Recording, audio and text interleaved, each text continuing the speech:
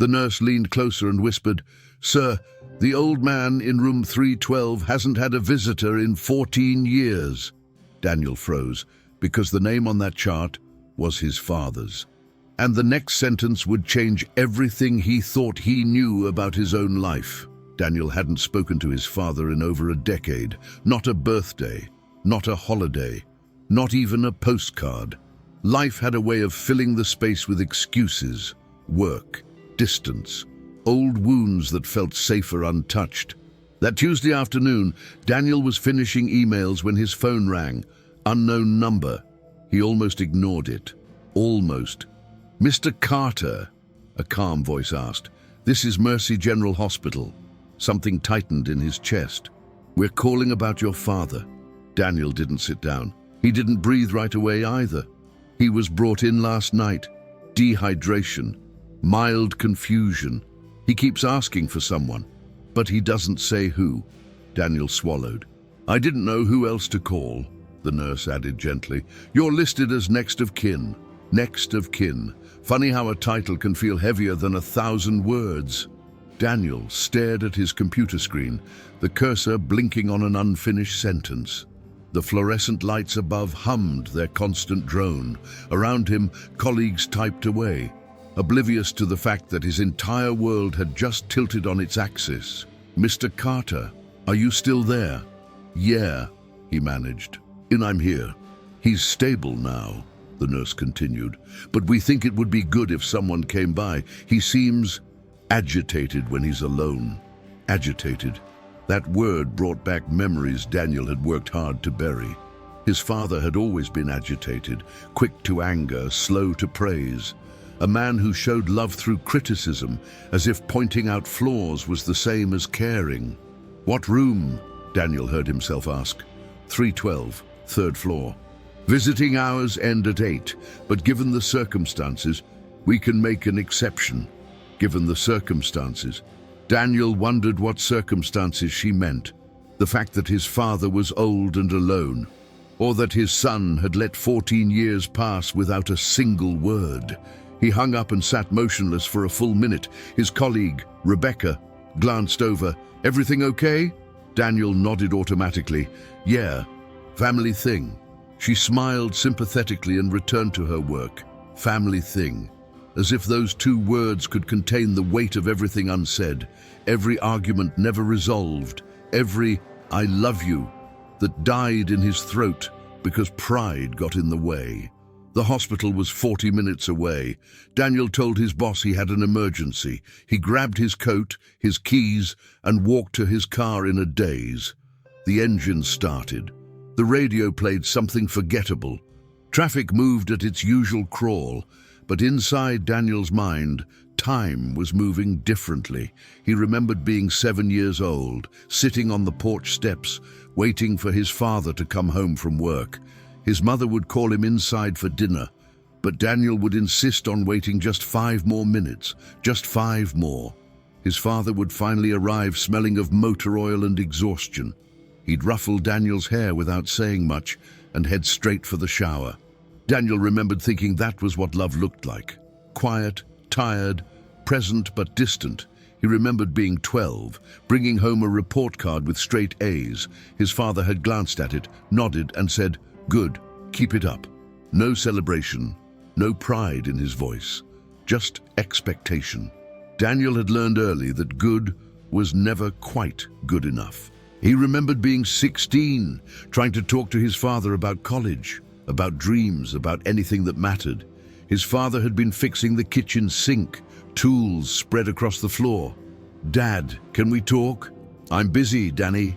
"It's important." "So is this sink." That was the moment Daniel realized he would always come second to something else. A broken appliance, a work deadline, the lawn that needed mowing. By the time Daniel turned 18 and left for college, the distance between them wasn't measured in miles. It was measured in years of silence that had compounded into something impenetrable. The last real conversation they'd had was an argument. Daniel had been 24, visiting for Christmas. He'd brought his girlfriend, Sarah. His father had made some offhand comment about her, something dismissive and cruel disguised as a joke. Daniel had snapped. Words were exchanged. Voices were raised. His mother had cried, and Daniel had walked out, swearing he'd never come back. He'd kept that promise. Even after his mother passed away 3 years later, Daniel had attended the funeral, but barely spoke to his father. They stood on opposite sides of the grave, both mourning, both alone. The traffic light turned green. Daniel pressed the gas pedal and felt his heart pressing back against his ribs. The hospital smelled like disinfectant and old memories. Room 312 was at the end of the hall. Daniel walked slower with every step, like his feet were arguing with his heart.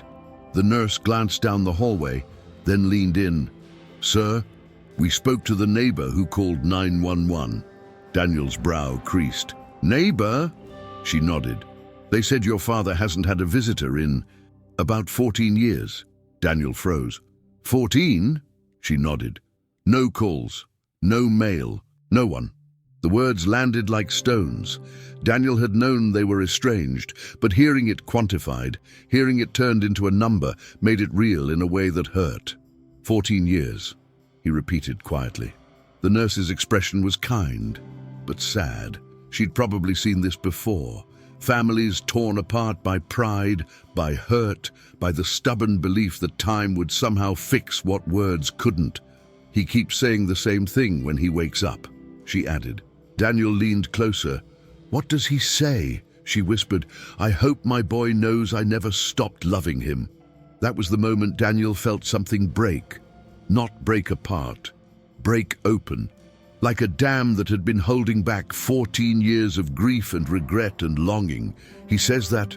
Daniel's voice cracked. The nurse nodded. "Every time. Sometimes he thinks we're you.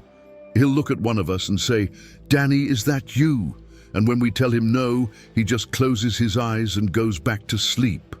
Daniel pressed his palm against the wall to steady himself. Does he know I'm coming? We told him someone was on their way.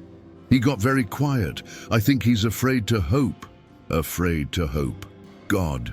Wasn't that the story of their entire relationship?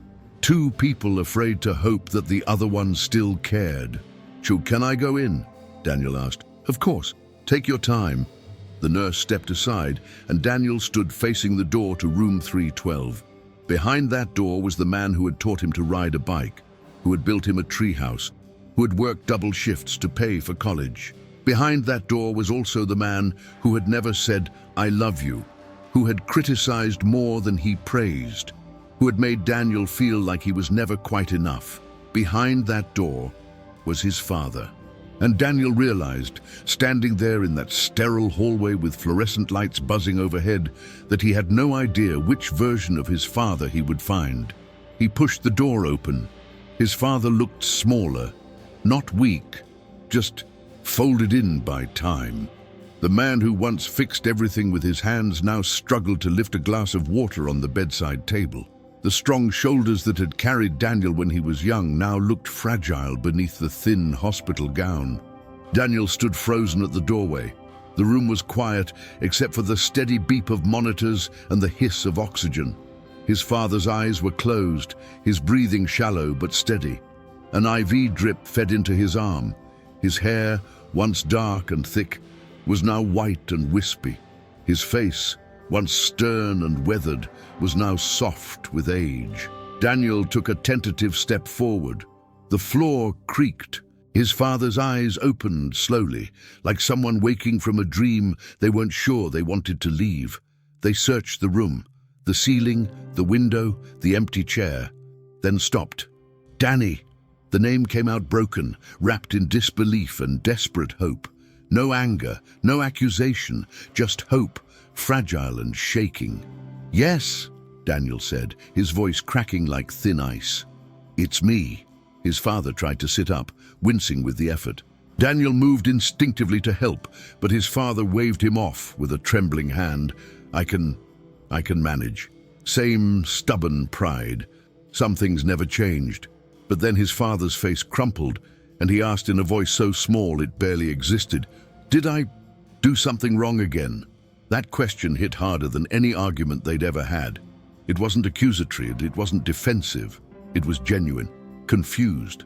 The question of a man who had spent years wondering why his son had left and never come back. Daniel crossed the room in 2 steps and sat in the chair beside the bed. "No," he said quickly, reaching out to touch his father's hand. "No, Dad, you didn't." His father nodded slowly, like he'd been waiting years to hear that, but still didn't quite believe it. "Then why?" He couldn't finish the sentence. "Why did you leave? Why didn't you call? Why did you let so much time pass?" Daniel squeezed his father's hand gently. "I don't know, Dad. I thought you didn't want me around." His father's eyes widened. "Didn't want you. You were always so distant, so critical. I felt like I could never do anything right." His father looked away, tears forming in the corners of his eyes. "I didn't know how else to be," he whispered. "My father never told me he was proud, never told me he loved me. I thought that's just how fathers were supposed to be, strong, silent." "You were silent," Daniel said, his own tears starting to fall. "But I needed more than that." "I know." His father's voice broke. "I know that now. But by the time I figured it out, you were gone, and I didn't know how to bring you back." They sat in silence for a moment, both crying, both holding on to each other's hands like lifelines. "I should have called," Daniel finally said. "I should have called too," his father replied.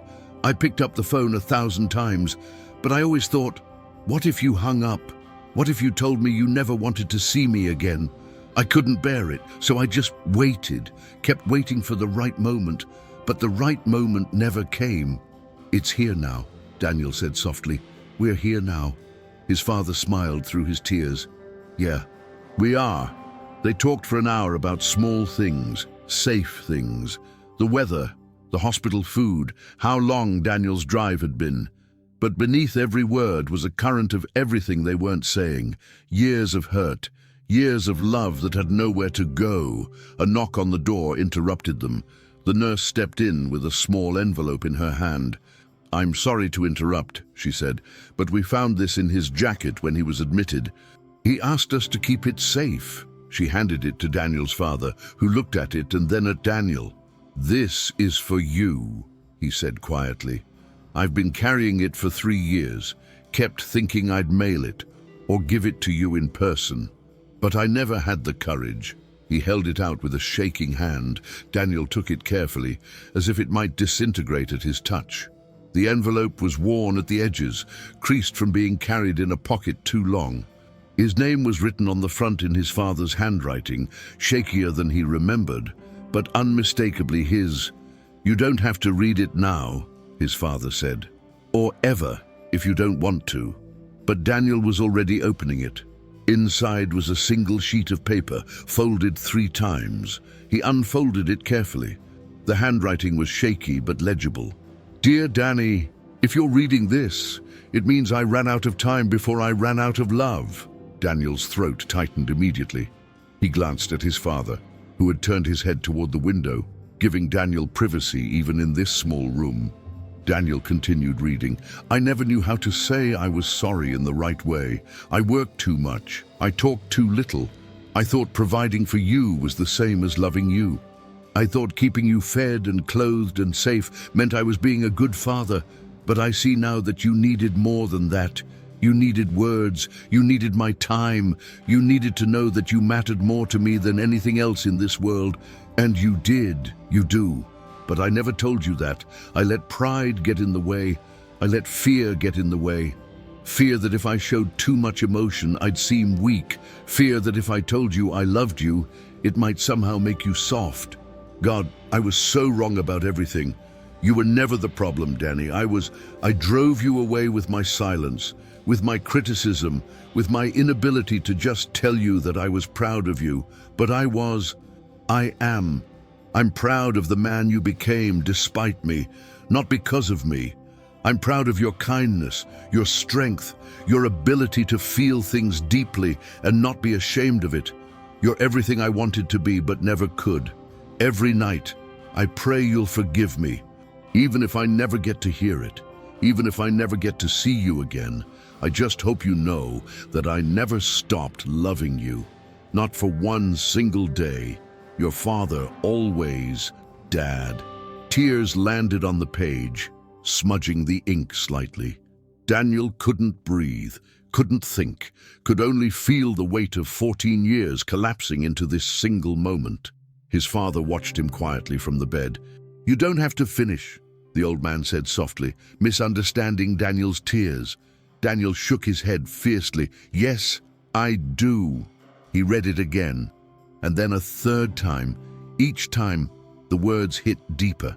When he finally looked up, his father was crying too. "I meant every word," his father whispered. "I know," Daniel said, his voice thick with emotion. "I know you did." Daniel folded the letter carefully and placed it in his jacket pocket, right over his heart. Then he did something he hadn't done since he was a teenager. He reached for his father's hand and held it tight. "I thought you didn't care," Daniel admitted, the words tumbling out now. "I thought I wasn't enough for you, that I disappointed you somehow." His father's grip tightened with surprising strength. "You never disappointed me," he said firmly. "Not once, not ever. But you never said that." "I know, and that's my greatest regret. I thought you knew. I thought it was obvious. But I see now that love isn't obvious. It needs to be spoken. It needs to be shown." Daniel wiped his eyes with his free hand. "Why didn't you call? In all these years, why didn't you just pick up the phone?" His father sighed deeply. "Pride, mostly, and fear. I was afraid you'd reject me. Afraid you'd tell me it was too late. So I convinced myself that you were better off without me, that you'd moved on and didn't need an old man dragging you back into the past." "I needed you," Daniel said, his voice breaking. "I always needed you." "I needed you too, son, more than you'll ever know." They sat in silence for a moment, the weight of lost years hanging between them. "Ma, do you remember," his father said suddenly, "when you were 7 and fell off your bike, scraped your knee so bad, I thought we'd need stitches?" Daniel smiled through his tears. "Yeah, you carried me all the way home. You cried the whole way. Not because of the pain, but because you thought I'd be mad that you fell. Were you?" "God, no, I was terrified. But I didn't show it. I just cleaned you up, put a bandage on, and told you to be more careful next time." "That's exactly what I mean," Daniel said softly. "You cared, but I couldn't see it. All I saw was you being stern." His father nodded sadly. "My father never showed emotion either. He'd been in the war. Came back different, they said. Hard, closed off. He loved us, I think. But he never knew how to show it. And I repeated the pattern. I didn't know there was another way." "There is," Daniel said. "And it's not too late for us." His father's eyes filled with fresh tears. "You really believe that?" "I'm here, aren't I?" "You are. You really are." Daniel stayed until the sun went down. They talked about everything they'd missed. Daniel told his father about his life, about Sarah, the girlfriend his father had insulted years ago and who Daniel had eventually married. About their 2 children, Emma and Lucas, who had never met their grandfather. "You're married?" his father asked, his face lighting up. 15 years now?" "And kids.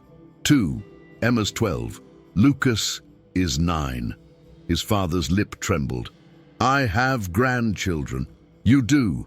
Do they know about me?" Daniel hesitated. "They know I have a father, but I never talked about you much. I didn't know what to say." His father nodded, understanding. Would you tell them about me? Not the bad parts, just maybe the good parts, if there are any." "There are plenty of good parts, Dad. I just forgot them for a while." Daniel pulled out his phone and showed his father pictures. Emma at her dance recital, Lucas playing soccer, family vacations and birthday parties and ordinary moments made precious by time. His father studied each photo with intense focus, as if memorizing every detail. "They're beautiful," he whispered. "They look happy." "They are. That's because of you. You're a better father than I ever was. You taught me what to do," Daniel said, "and what not to do. Both lessons mattered. His father smiled sadly. I'm glad something good came from it. They ordered dinner from the hospital cafeteria. The food was terrible, but they barely noticed. His father told stories Daniel had never heard. About how he'd met Daniel's mother at a dance hall in 1968. How he'd been too nervous to ask her to dance, and his friend had to push him toward her. About how when Daniel was born, he'd held him for the first time and felt fear like he'd never known. Fear that he wouldn't be good enough. Fear that he'd mess up this tiny, perfect life. I thought if I stayed strong and silent, you'd feel secure, his father explained. I thought showing emotion was weakness. God, I was so wrong. You were doing your best, Daniel offered. My best wasn't good enough. It brought me here, Daniel said. Right now, to this room. Maybe that means it was enough after all. His father considered this. Maybe second chances are their own kind of grace. Maybe they are. As evening turned to night, Daniel called Sarah. Hey, he said when she answered. I'm at the hospital. Are you okay? Yeah, it's my dad. He's here. He's sick. A long pause. Sarah had heard the stories. She knew the history. Do you want me to come? She asked carefully. No, not yet.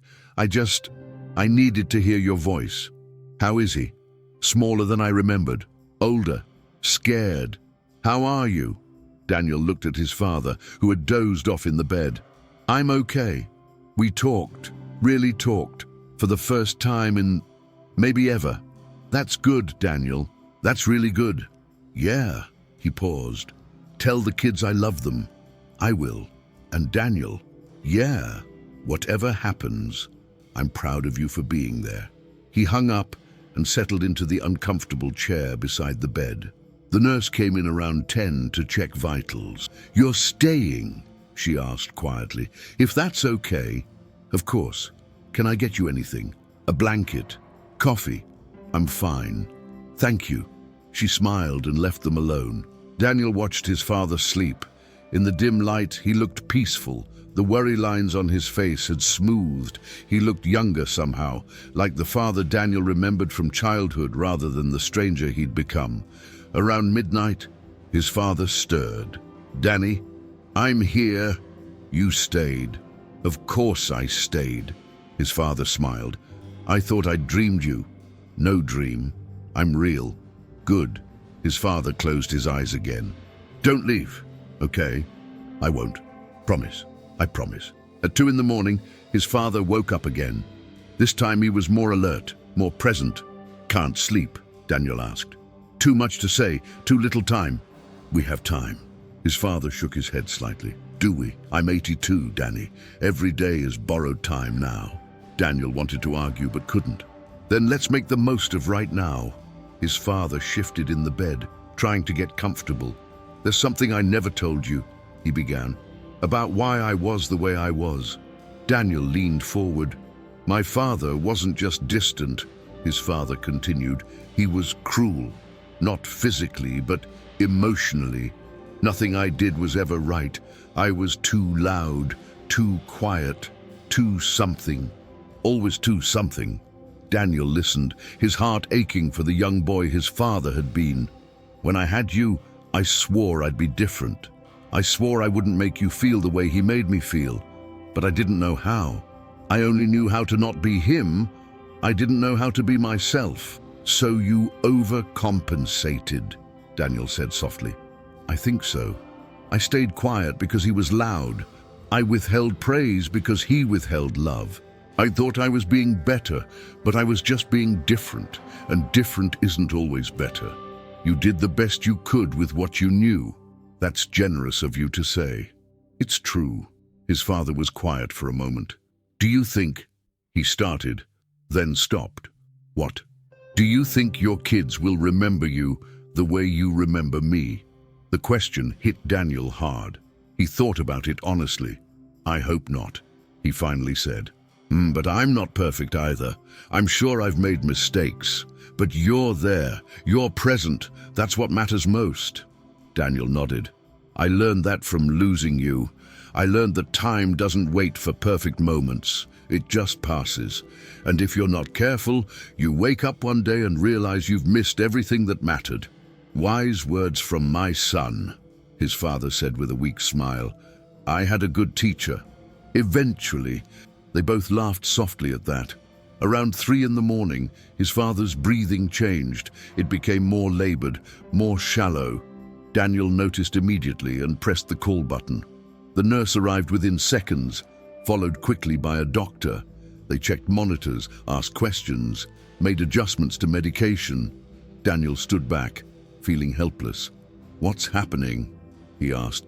The doctor looked at him with kind but serious eyes. His body is struggling. The dehydration was more severe than we initially thought. His kidneys are starting to fail. Can you fix it?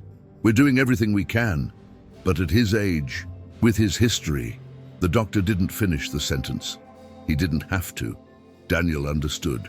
When they left, Daniel returned to his father's side. His father's eyes were open, watching him. I heard them, he said quietly. Dad, it's okay, Danny. I'm not afraid. You should be fighting this. I've been fighting my whole life, fighting myself, mostly. I'm tired. Don't say that. Listen to me. His father's voice was stronger now, urgent. If this is it, I need you to know something. Daniel grabbed his hand. Don't talk like that. I need you to know that these last few hours with you have been the best of my life. Not my wedding day, not your birth. These hours, right here. Because I finally got to say everything I should have said years ago. Tears streamed down Daniel's face. I don't want to lose you. You won't. Not really. I'll be in every good choice you make. Every time you tell your kids you love them. Every time you choose to be present instead of distant, I'll be there. That's not enough. It has to be. They talked until dawn. His father told him about his own dreams, the ones he'd given up. He'd wanted to be a musician once, played guitar, had written songs. What happened? Daniel asked. Life, responsibility, fear that I wasn't good enough, the usual things that kill dreams. Do you regret it? His father considered this carefully. I regret letting fear make my decisions, but I don't regret having you. You were worth every sacrifice. I just wish I'd told you that more. Daniel showed his father more pictures on his phone, videos of the kids. Emma singing in a school play, Lucas scoring his first goal. His father watched them with tears in his eyes. Thank you, he whispered. Thank you for showing me this. They should meet you, Daniel said suddenly. When you get better, they should know their grandfather. His father smiled but said nothing. They both knew the truth. At 6 in the morning, his father asked for water.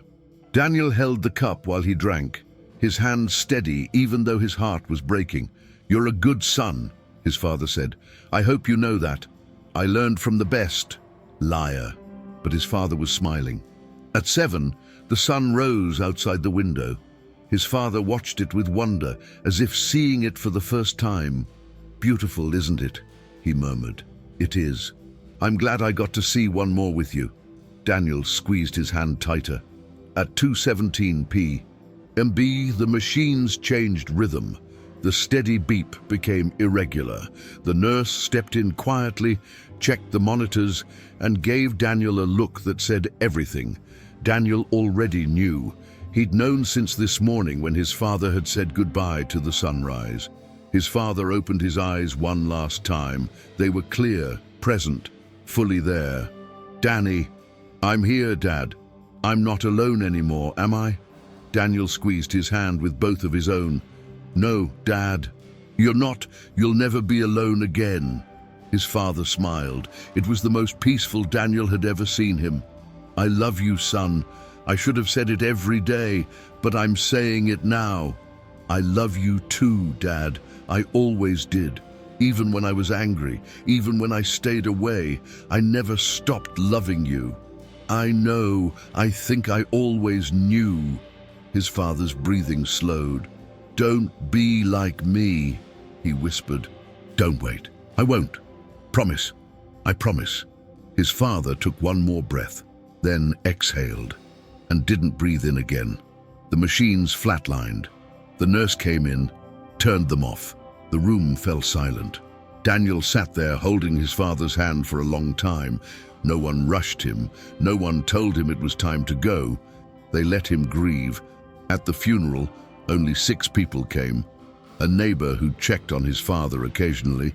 2 people from the senior center where his father played cards on Thursdays. The nurse from the hospital. A distant cousin. Daniel barely remembered. And Daniel with his family. The service was simple. Daniel had prepared a eulogy, but found himself unable to read it. Instead, he spoke from the heart. My father wasn't perfect, and he began. He made mistakes. He hurt people. He hurt me. He paused. But in his final hours, he taught me the most important lesson of my life. He taught me that it's never too late to say what matters. That pride is worthless compared to connection. That love left unspoken dies in the silence. His voice broke. He told me he loved me, and I got to tell him the same. Not everyone gets that chance. I'm grateful we did. After the service, the nurse approached him. Your father talked about you all the time, she said. To anyone who would listen, he was so proud of you. He never told me that. I know. He told me that too. It was his greatest regret. She handed Daniel a small box. We found this in his apartment. I think he'd want you to have it.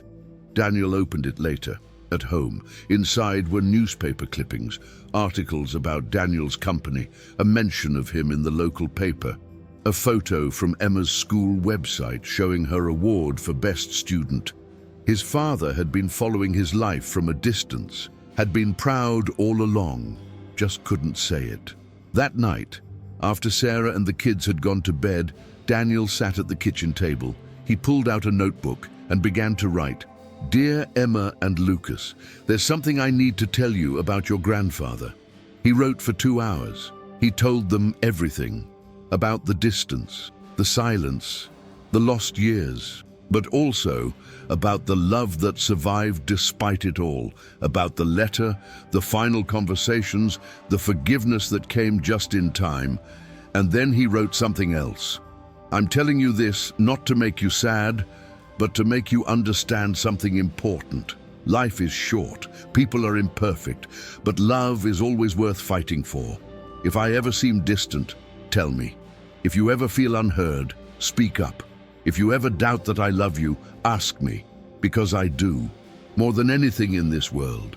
And I promise to tell you that every single day, not because it's easy, but because I learned what happens when you don't. Your grandfather loved me. I know that now, but he waited too long to say it, and we lost so much time. I won't make that mistake. I love you both, today, tomorrow, and every day after.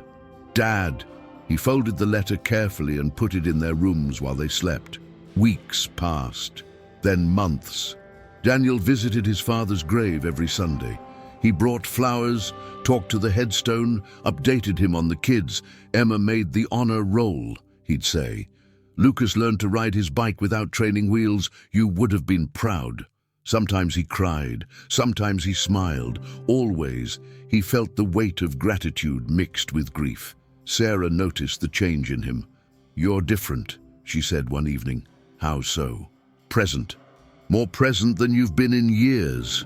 Daniel thought about this. I learned that time is the one thing we can never get back, so I'm trying to use it better. She kissed him. Your father would be proud. Yeah, I think he would. Emma and Lucas asked about their grandfather sometimes. Daniel told them stories, not just about the hard parts, but about the good parts too, about the tree house, the bike rides, the quiet ways his father had shown love when he didn't have the words. I wish we could have met him, Emma said one day. Me too, sweetheart. Me too. Do you think he's watching us? Daniel smiled. I like to think so. Then I'll make sure to make him proud. You already do. 1 year after his father's death, Daniel did something he hadn't planned. He wrote him a letter, not for closure, not for therapy, just because he missed him. Dear Dad, it's been a year. The kids ask about you all the time now. Emma wants to learn guitar because I told her you used to play.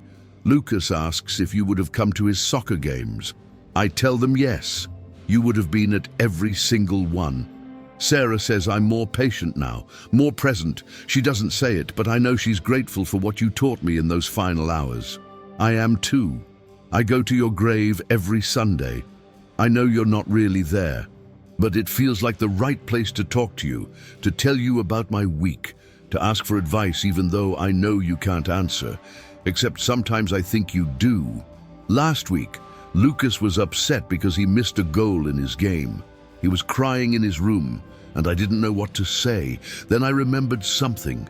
I remembered you carrying me home when I fell off my bike. How you didn't lecture me or tell me to toughen up. You just carried me, quietly, steadily. So that's what I did with Lucas. I didn't try to fix it with words. I just sat with him, held him, let him cry. And eventually, he was okay. I learned that from you, Dad. Even if you didn't know you were teaching it. I wish I had more time with you. I wish I had come back sooner, but I'm learning to let go of the what-ifs and hold on to what was. Those final hours in room 312 were a gift, a second chance most people never get. Thank you for waiting for me. Thank you for holding on just long enough. Thank you for saying what you needed to say. I carry your letter with me every day. It's worn now, folded and unfolded so many times the creases are starting to tear, but I can't let it go. It reminds me that love doesn't expire, that it can survive years of silence and still be there waiting when you're finally ready to receive it. I love you, Dad. I hope wherever you are, you know that. Your son, Danny. Daniel folded the letter and placed it on the grave. The wind picked it up and carried it away before he could stop it. He watched it tumble across the cemetery, dancing between headstones until it disappeared from view. And somehow that felt right, like his father had received it, like maybe in some way he was answering back. 5 years after his father's death, Daniel did something unexpected. He started a foundation. Second Chances, he called it. Its mission was simple: help reconnect estranged families.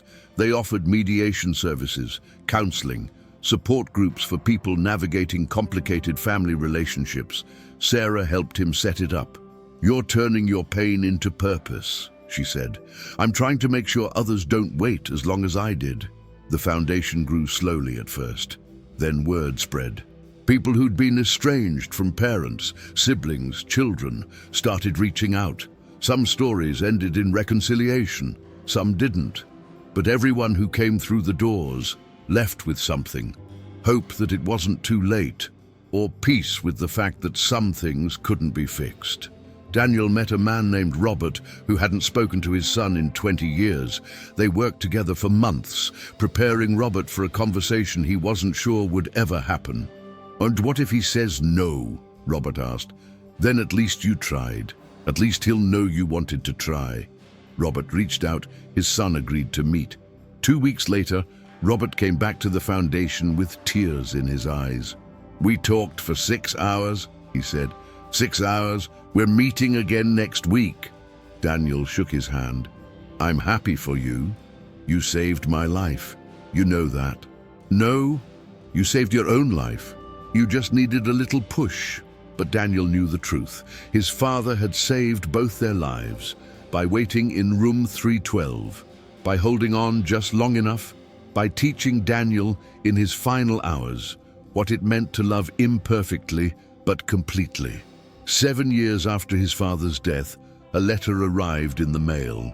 The return address was unfamiliar. Inside was a note from a woman named Catherine. Dear Daniel, you don't know me, but I knew your father.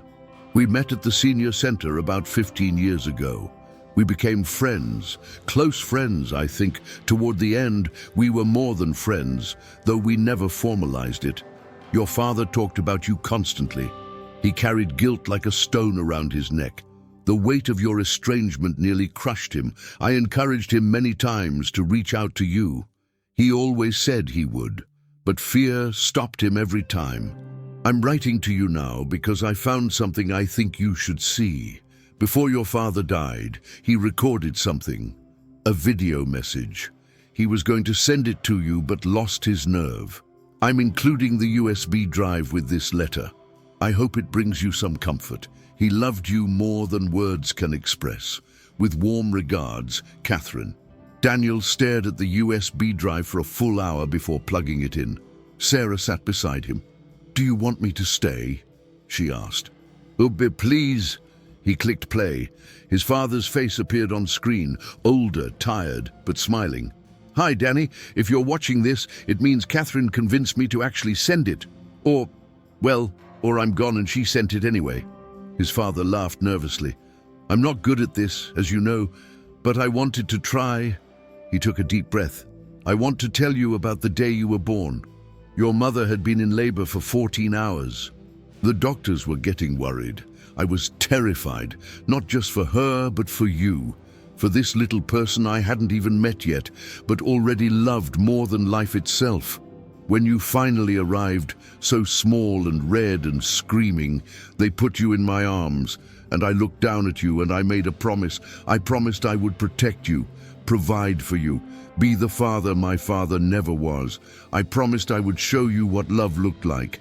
But somewhere along the way, I forgot that love isn't just protection and provision. It's presence, it's words, it's showing up, not just physically but emotionally. And I failed at that part, Danny. I worked hard to give you everything except what you actually needed. Me, my time, my attention, my affection. By the time I realized my mistake, you were gone. And I was too proud, too scared, too convinced I'd ruined everything to try to fix it. So I'm fixing it now, even if it's too late, even if you never see this. I want you to know that you were the best thing I ever did, not the business I built, not the house I bought, not any achievement or accomplishment. You were my greatest success, even though I failed you in so many ways. I hope you're happy. I hope you're healthy. I hope you found love and purpose and peace. I hope you're being the father I should have been. And I hope someday, if there's such a thing as forgiveness, you can find it in your heart to forgive me. Not for my sake, for yours, because carrying anger and hurt only weighs you down, and you deserve to be free of that weight. I love you, Danny. I always have. I always will. Your dad. The video ended. Daniel and Sarah sat in silence. Finally, Sarah spoke. He never sent it. No, because he was afraid. Yes, but he made it. He tried. Daniel nodded, wiping his eyes. That counts for something, Sarah said. It counts for everything. 8 years after his father's death, Daniel found himself back at room 312. The hospital had invited him to speak at a fundraiser. The foundation had donated money for a family reunification program, and they wanted him to share his story. After the event, Daniel asked if he could see the room. The staff led him down the familiar hallway. The door to room 312 stood open. A different patient lay in the bed now, an elderly woman, sleeping peacefully while her daughter held her hand. Daniel stood in the doorway, watching them. The daughter looked up and smiled. "Can I help you?" "No," Daniel said softly. I spent some time in this room once, with my father." The daughter's expression softened. "Was he okay?" "He died, but yes, he was okay. We both were." She nodded, understanding without needing explanation. Daniel walked away feeling lighter than he had in years. That night, he wrote one final letter to his father. "Dear Dad, I forgive you, not because what happened was okay, not because the pain wasn't real, but because I understand now that you were human, flawed, doing your best with the tools you had. And your best, imperfect as it was enough to give me this life I love. You taught me what to do and what not to do. Both lessons made me who I am. I'm at peace now, with you, with me, with all of it. Thank you for waiting in room 312. Thank you for the letter you carried for years. Thank you for the final conversations. Thank you for teaching me in the end what truly matters. I'll carry you with me always. Not as pain, not as regret, but as love. Complete, imperfect, human love. Rest easy, Dad. Your son, Danny. He didn't put this letter on the grave. He didn't need to. This one was for himself. A closing of the circle. A final letting go. Some people wait their whole lives to say what matters. Others get one last chance. Daniel got his chance in room 312. A sterile hospital room that became sacred ground, a place where 14 years of silence finally found a voice, where pride gave way to love, where two imperfect people found perfect forgiveness. If you're listening to this right now, wherever you are, don't wait. Call, write, forgive. Speak the words while there's still time to hear them. Because love left unspoken is the only thing time never gives back. But love spoken, even in the final hours, can heal everything, even 14 years of silence, even the deepest wounds, even a heart that thought it was too late. It's never too late, until it is. So don't wait for room 312. Don't wait for a hospital call. Don't wait for perfect circumstances or perfect words. Just don't wait. The people you love need to hear it, and you need to say it. Today, now, before the only thing left is wish you had. If this story touched your heart, share it with someone you love. And if you believe kindness still matters in this world, subscribe, because stories like this remind us who we are.